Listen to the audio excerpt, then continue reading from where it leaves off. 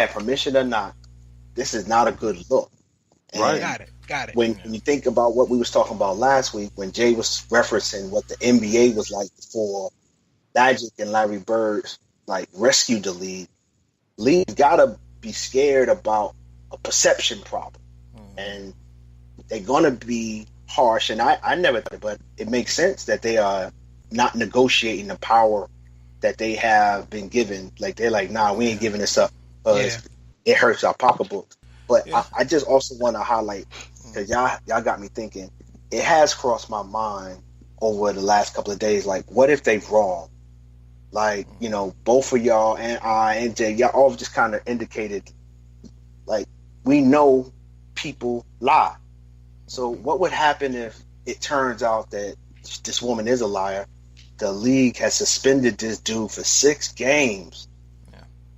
Nothing. Like, I think it's kind of ironic that early in the season, lucky how the Cowboys were quick and rushed to judgment and cut this dude, and a few weeks later, they almost getting the same end of the stick, where the league might have rushed to judgment, and it's going to hurt our franchise because they messing with my boy Zeke. Yeah, but hey, like I said, I did hear today that there are some owners, like a lot of owners now starting to grow, that want to give this to an arbitrator, because this also looks bad for the league, where the appeal goes right back to the person that gave the sentence. So there's growing support amongst the owners that they are wanting to give that part, the appeal, to an arbitrator that everybody is cool with it. They you know what I mean, is with the league, but that is not Goodell. You know what I mean? Because it just doesn't. It's not looking right. But I think that would be a good idea. That would be my opinion as well. Yeah, and I do agree with that, and I think you have to look at it from the perspective that it's a conduct policy. Okay, So, that's fair. So charges are not necessary. Y'all tease me enough with Ben Roethlisberger for me to know that I get that. That he wasn't arrested either. Charges weren't filed against him, but he still got a 6-game suspension. Appealed it down to 4. So kind of along the same lines. And I think, like Ben, Zeke's not helping himself after it. There were follow-ups and more transgressions on Zeke's part, as with Ben. So he's not helping himself in the eyes of the league or with Roger Goodell. But you think about it this way, like, if he did do this, he basically, if you look at it from how he's going to be punished, he basically did it at the wrong time. Because if you look at Joe Mixon, he did it early in his career. He got suspended in college, so he paid his due in college, and the league couldn't touch him. As opposed to Zeke, who did it after his college career, before he got into the NFL. So it's almost like they're saying, well, you didn't get punished in college, so now we got to punish you. And so if he had done it 2 years ago, would he still be being punished by the NFL? Probably not. I mean, it happened after the draft with Zeke, so they probably would have ignored it. I mean, I don't, like, as a whole, I get it. I totally get it, because it is a conduct policy, and like you said, like, whether people are okay, like if that girlie pulled her shirt down, if she's okay with it or not. Like who's that? Like if some chick is okay with you rubbing on her butt in the club, your wife ain't trying to hear she was okay with it. Nah, that's not, because he's not married. So is that? No, I'm saying, but in this, I'm saying in this aspect, the local. league is like your wife is the league, is what I'm saying. Right. Well, using that same example, like if he grabbed the girl's butt in public and that got caught on camera, they get disciplined for that too. Like, okay. This is the point I'm trying to get to. So I was about to say this, I forgot that to me. What I would like to see, and I don't even like talking about this, because it's like they don't care. Why should I care? But I'm gonna put my 2 cents in anyway, since we're talking about it. What I would like to see is a list of offenses, just the same way the law works. I got you, Jay. It's a conduct policy. Okay, domestic violence, 1 to 4 games. Drinking and driving, 1 to 3 games. This, lay out everything. And then if you do something that's not on that list, you don't get a punishment. They got to go back, add it to the list, That's the way you do it in baseball. You know what I'm saying? You can't just charge somebody with something that's not on the list, so it's legal. That's the way it works in life too. You remember the synthetic weed? People was like dying off it, and they were selling in the stores. The congressman had to get together. It took them like a week, a couple of days, but they got together, made it illegal, and then anybody that died before that just died. There's nothing you could do. But moral of the story, that's the way it works in real life. I wish the players' union was stronger and could just make the NFL say, okay, y'all want to do conduct, perfect, but you need to lay out punishments. Crimes, punishment, and it's black and white. That way, players at least know you know what you're dealing with. Lifting a girl's shirt in public, really, or you got to be like that to me, or it's just willy nilly. You know what I mean? Whatever you feel like doing at the time. It is, but like for one, like you just mentioned earlier, the NFL in a lot of regards is not real life. It's its own entity, and the NFL, like in the movie Concussion, the NFL owns a day of the week. They run their own world, so it's hard to compare, real life, and even hard to compare to other sports because how so?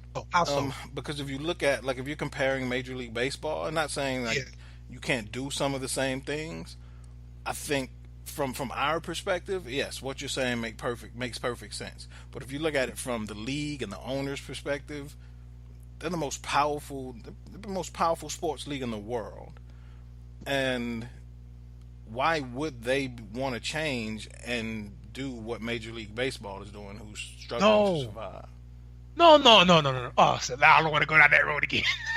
They're not struggling to survive, but I'm saying relatively speaking.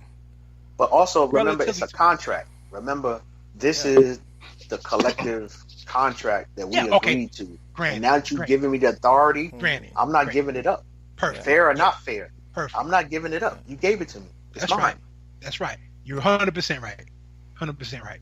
I just, again, that's why I say I just wish they were strong. The players' union was stronger. But if they don't want to be stronger, or they're not going to do it. What am I?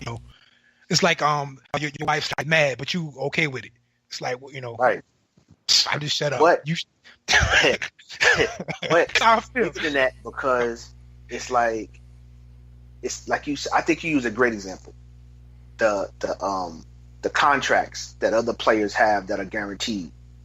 I'm sure NFL, well, Major League Baseball is like, I wish we could give this up.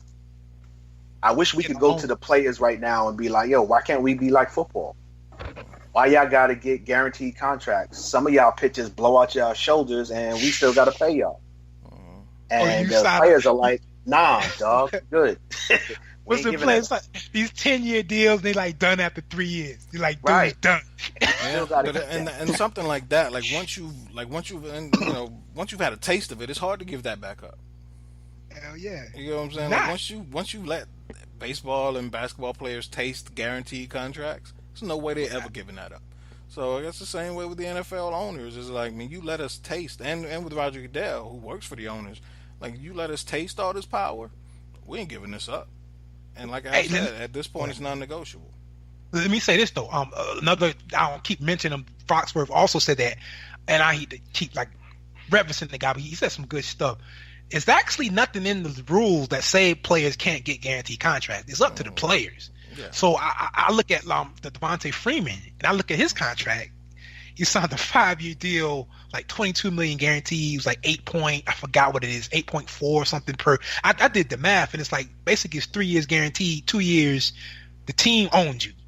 So why did he just sign a 3-year deal? Like, what I'm trying to say is it's really the players that are doing it. He could have just signed a 3-year deal. 3 years guaranteed, but he wants 5 years, and the 2 years at the end makes no sense, because if you're outplaying your contract, you gotta play it, and if you're under playing your contract, they cut you. So why in God's name would you even sign those last 2 years? Like, does it make you feel pride, or I don't understand? Yeah, a lot of it is false security, and a lot of it is how things have always been done. You are seeing the pendulum slowly shift to the other side, to where players are getting closer to guaranteed contracts. If you look at Antonio Brown, he, instead of restructuring his contract, and the Steelers are known for doing this, they'll just move a lot of that money up front, as a current signing bonus, and just keep pushing money closer to the front of your deal, so you're getting that back end money on the front end. So that's an easier, it's another way of going around it to kind of get guaranteed money, which like slowly seeing that pendulum swing to the other side. I think it has some. We about to get into Charlottesville, but I think it got some racial kind of connotations to it. I listened to a lot of sports talk. These guys, I don't know who they were, but these white guys. We in the South, but they were just talking about Bell. What's your running back name? Le'Veon. Like, isn't he like on? He's on a 1-year deal right now, right? On a franchise tag. He's on nothing. He hasn't signed his franchise deal, so he's not even employed right now. These guys were killing him for not signing. Like, sign the contract. It's $8 million, or I forgot how many millions of dollars, and they were just killing him for wanting a better deal. And it just sounded so. It made me feel real uncomfortable hearing these white guys just pile on this man for not signing the contract that he doesn't want to sign because he wants more money. And they was just talking about, he's smoking weed and he's getting in trouble, and it's just like, well, if that's the case, cut him. Like, why if he that much trouble? Why, But it feels icky to me, Yeah, whenever a player stands up for his rights. Yeah, and there's always some coded language around it. Yeah. Well, enough about Zeke. I'm going to take a cliche from coaches who speak on players who are holding out. We are only going to concern ourselves with the players who are here and can play right now. So enough about Zeke Elliott. We'll talk about him in 6 weeks. But moving on to to NFL preseason, some rookie quarterbacks and some other notable names from our favorite teams. Starting with you, Pooh. 2 words for you, sir. Mitchell Trubisky. What you think about Mitchell's first game in the preseason? He went 18 for 25, 166 yards, and a touchdown. By most accounts, he looked pretty sharp. What'd you think? He definitely did. He shocked me in every sense of the word.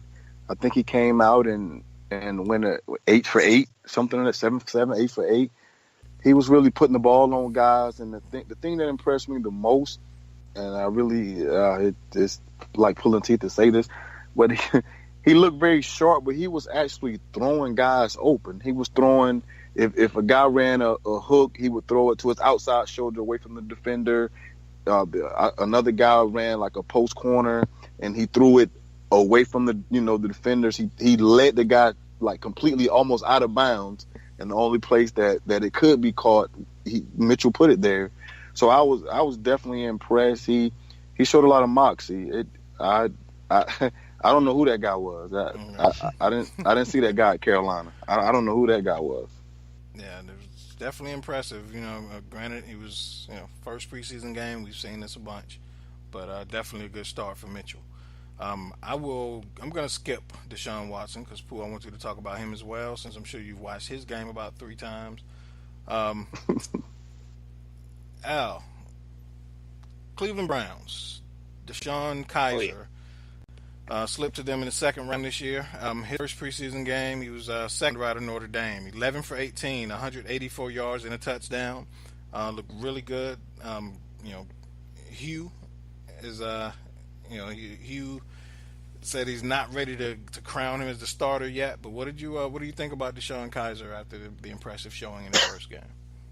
I mean, I liked him in college and was hoping when he got drafted that he might turn out to be a decent quarterback for Hugh, because I think, being a brother coach, I'm always rooting for them.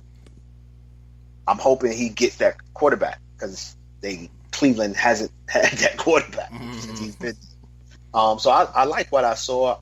Cleveland got some weapons. They got a decent running game to help a young quarterback get through the early mistakes and make it a conservative approach. So I think it's a good situation for him to be in, and a defense that's young and unproven. So I like what I saw. I hope he gets in as quick as possible, because what I saw in Notre Dame, if it could translate into the NFL, I think